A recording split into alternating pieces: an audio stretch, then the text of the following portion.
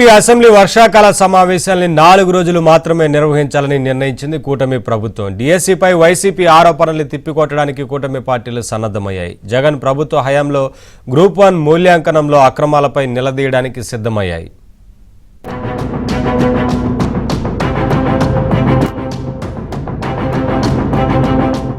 AP assembly సమావేశాలు ఈ నెల 17వ తేదీ నుంచి ప్రారంభమవుతున్నాయి. అధికార ప్రతిపక్షాలు శాసనమండలిలో అమీతుమీ తేల్చుకునేందుకు సిద్ధమయ్యాయి. డిఎస్సిపై ప్రభుత్వాన్ని ఎరుకన పెట్టాలని వైసీపీ పట్టుదలగా ఉంటే పూర్తి సాక్ష్యాధారాలతో స్ట్రాంగ్ కౌంటర్ ఇవ్వాలని చర్చకు కూడా సిద్ధమని సవాల్ చేయడానికి అధికార పార్టీ రెడీ అయింది. ఇదే సమయంలో గతంలో గ్రూప్ 1 పరీక్షల జవాబు పత్రాల మూల్యాంకనంలో జరిగిన అక్రమాలపై వైసీపీని గట్టిగా ఉతికి ఆరేయాలని కూటమి సర్కార్ నిర్ణయించింది.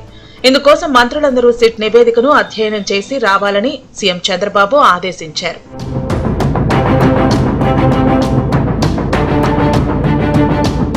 అసెంబ్లీలో అధికార పార్టీ కూటమి పక్షాలు అనుసరించాల్సిన వ్యూహంపై విప్ల సమావేశం జరిగింది.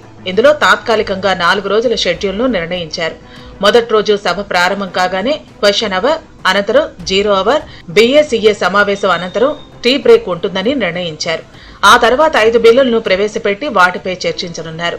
అనంతరం డిఎస్సిపై విద్యాశాఖ మంత్రి నారా లోకేష్ స్టేట్మెంట్ ఇస్తారు. దీనిపై 3 పక్షాల ఎమ్మెల్యేలు కూడా మాట్లాడనున్నారు.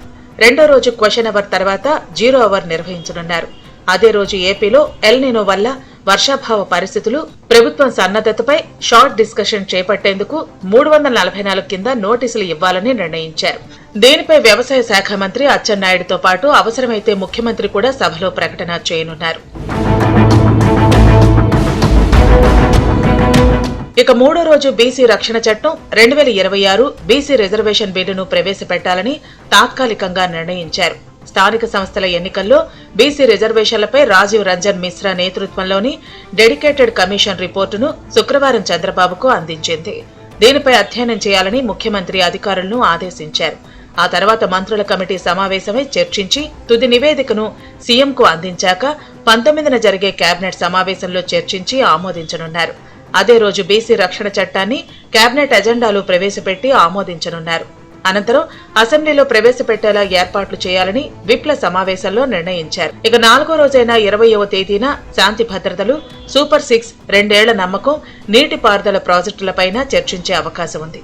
అయితే మొదటి 3 రోజుల్లోనే ఏదో ఒక సమయంలో ఏపీపీఎస్సీ గ్రూప్ 1 జవాబు పత్రాల మూల్యాంకనంపై సిట్ ఇచ్చిన నివేదికపై చర్చించాలని విప్లు నిర్ణయించారు. ఈ అంశంపై హైకోర్టు పరిధిలో ఉండటంతో ముఖ్యమంత్రితో చర్చించాక ఈ వ్యవహారంపై చర్చించాలని నిర్ణయం తీసుకున్నారు.